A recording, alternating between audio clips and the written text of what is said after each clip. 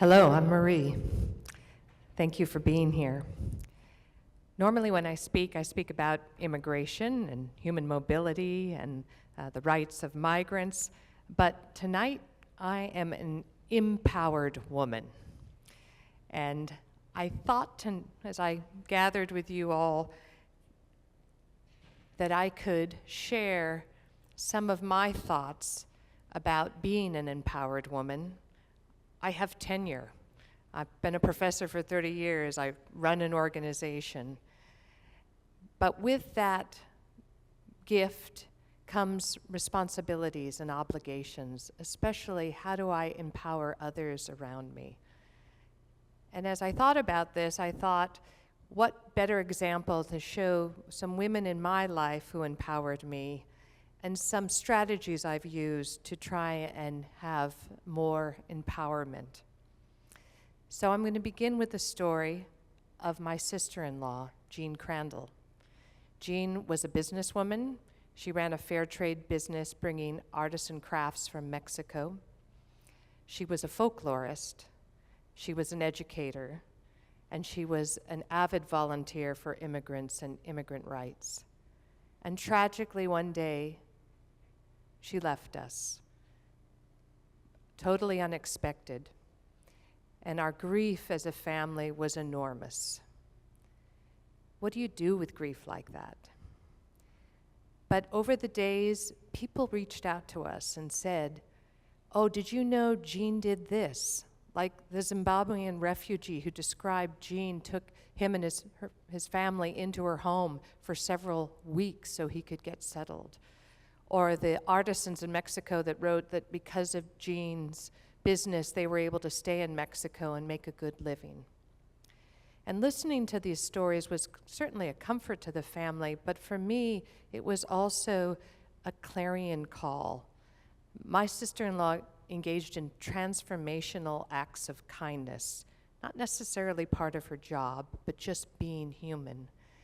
And when I thought about what really empowers people, I thought about kindness.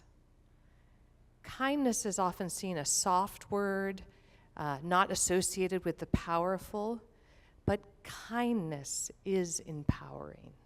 It's empowering for the receiver and the giver. And I firmly believe that one of my strategies in trying to lead and empower people are engaging in transformative acts of kindness, to try and show people that there are ways and people that will care and help you. So I decided at the age of 50, I needed to change tracks, and I needed to engage more locally in serving people. And one of the communities I was very interested in were immigrants, of course, that's where my research is, but particularly dreamers. There is an estimated 11 million undocumented people in the US, and probably 2 million of them are dreamers. These are children that came to the US with their parents or maybe came unaccompanied. They go to our schools, they get high school educations, and then doors start shutting. They can't always go to college. They can't actually work formally. And I was in a spot in my life where my own son was graduating from high school, and I discovered that many of his friends were in this category. And that just made me angry. I thought, here I have this education, I understand the data, but I need to do some change on the ground. And I started talking with and working with dreamers. One of them is my good friend Giancarla Rojas, who now works for Forward US, which is an organization advancing for immigration reform. I met Giancarla as a teenager. She told me the story in a Starbucks coffee shop that when she was 14, she confessed to her guidance counselor that she was undocumented and worried that she would never be able to go to college. Guidance counselor shook his head and said, "Girls like you don't go to college. Girls like you get pregnant and drop out."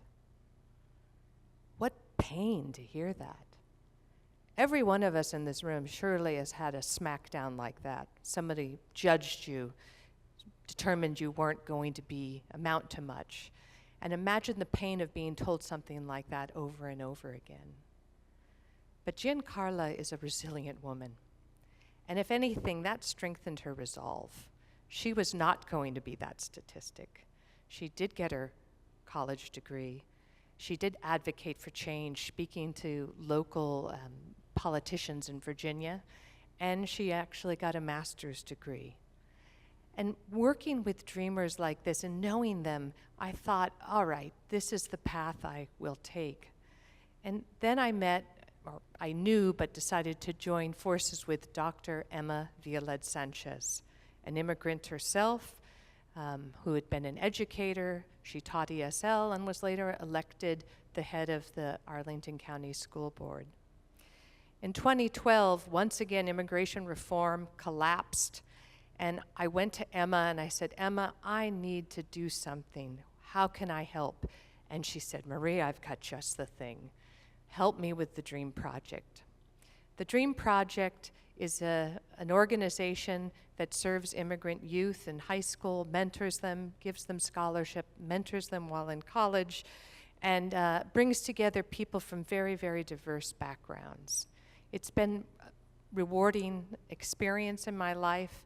It allows me to bring my skills, what I know about universities, what I know about immigration, and my Spanish language skills, because many of the youth we work with come from Latin America, although not exclusively. And through Emma's guidance, I learned the value of creating social networks, and particularly the strength of weak ties.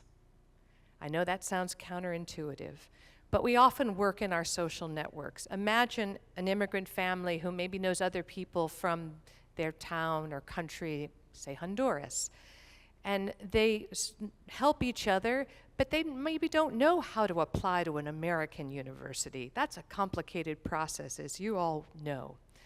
And so having access to a mentor who can sit one-on-one in a Zoom call or on a desk week after week, guiding you through the process, meeting other dreamers for the first time, and realizing that you're not alone, there are other people like you.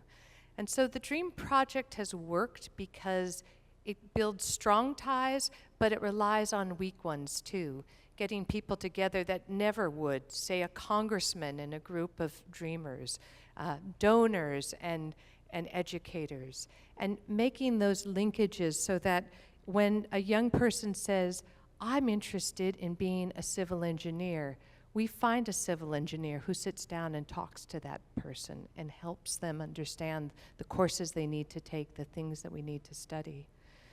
I found in my own work, being president of the American Geographical Society, I have to have strong ties, but I also need weak ties.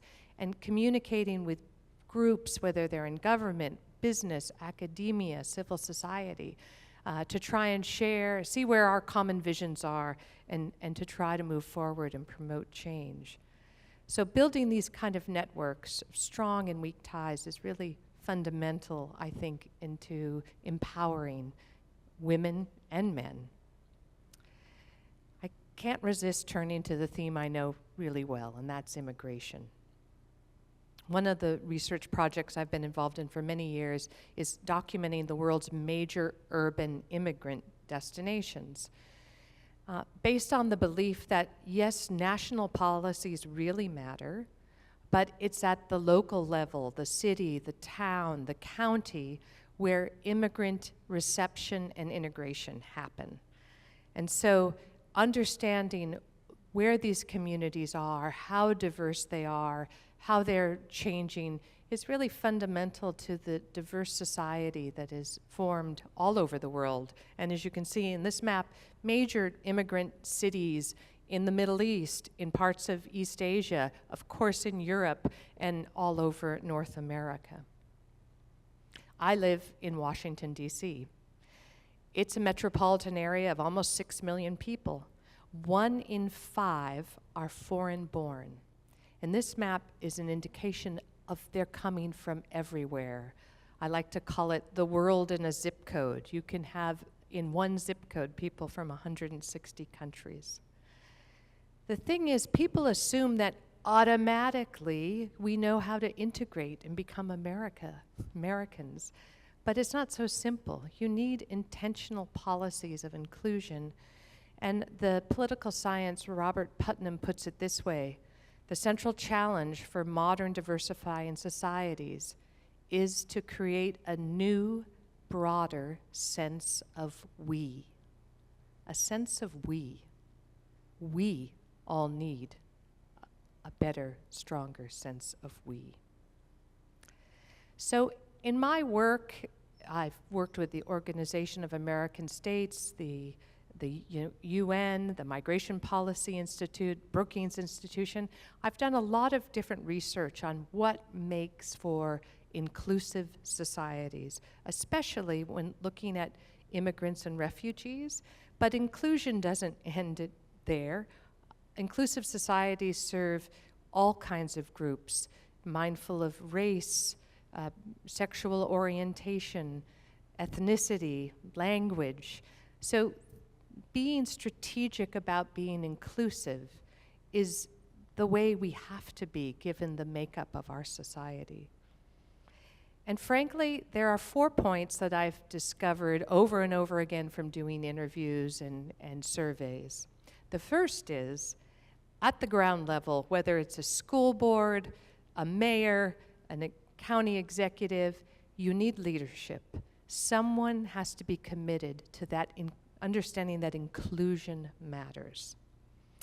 The corollary, if a leader doesn't buy into it, you tend to have very exclusionary policies. So leadership matters, whether the leader is a man or a woman.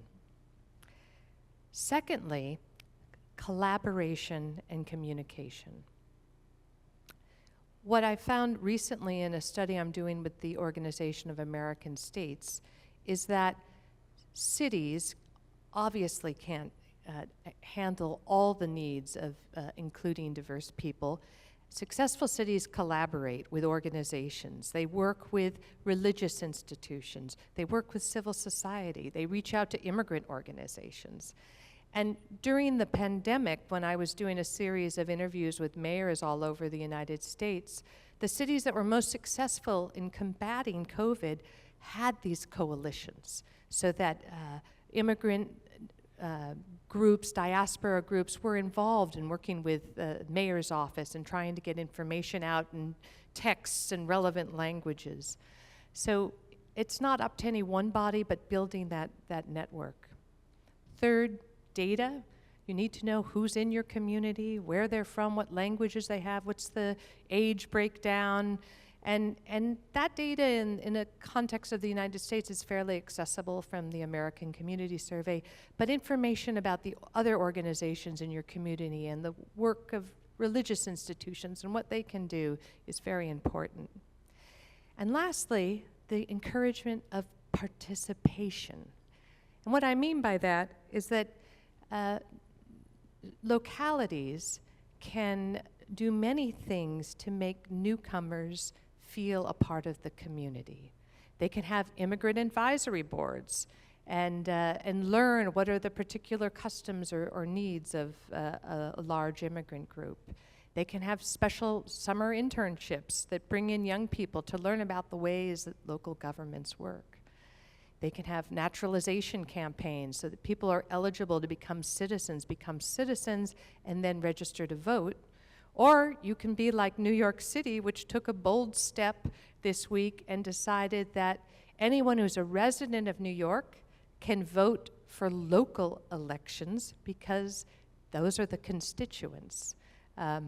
So there are many ways to engage in participation in civic life, and I think welcoming cities take that task very seriously. So finally, empowerment doesn't happen naturally. It has to be intentional. And all of us who feel empowered had key people that have helped us on the way, and we owe that debt to pay it forward and help our young people, our friends, and even people we don't know all that well to empower them. my source of strength really came from my mother, who passed away this last year during COVID. She was an educated woman, a woman of great heart and faith, a woman who definitely practiced transformational kindness. But she always encouraged me to get educated, to follow my dreams, and that I could do anything I wanted to do, which is a gift that any parent can give their child, but not all do. And then I was very lucky early in my life finding my life's partner, Rob Crandall. We've known each other for over 40 years. He's been my sounding board, he's been my rock. We've built our family together, and we've merged our families together over time. Often when young women ask me, how do you be successful? What's the secret? And I say, well, get an education, learn skills. But if you're going to get a partner, choose wisely, because it makes all the difference. And lastly, as I have learned and mentored others, I've relied upon my colleagues, and in particular, two in this photo, Lisa Benton Short and Elizabeth Chaco. We were all young professors together. We've all done research together. We all served as department chairs, 6 years each, an 18-year run. And through that process, we taught each other about how to empower, how to lead. And we have all gone off in different directions, leading other organizations as a result of that. So let me conclude. We are all capable of empowering. And the three strategies that I use are transformative acts of kindness. Never underestimate the power of kindness. To build networks that have strong ties that you can rely on, but are also mindful of weak ties and that can make connections that you might not otherwise have made. And then to be intentional about inclusion and diversity. We live in a very diverse society with people from all over the world, and that has incredible value. But we need to be intentional about delivering on the promise of inclusion. Thank you very much.